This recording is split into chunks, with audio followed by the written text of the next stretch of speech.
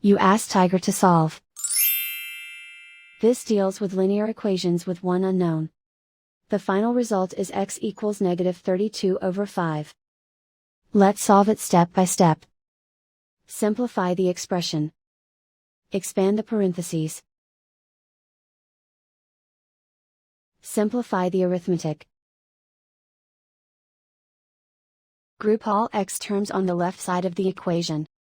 Subtract 27x from both sides. Group like terms. Simplify the arithmetic.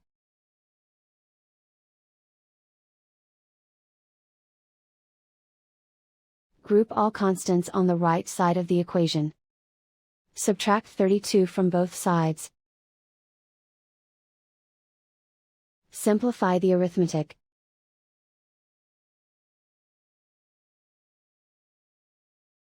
Isolate the x. Divide both sides by 5. Simplify the fraction. And so the final result is x equals -32/5.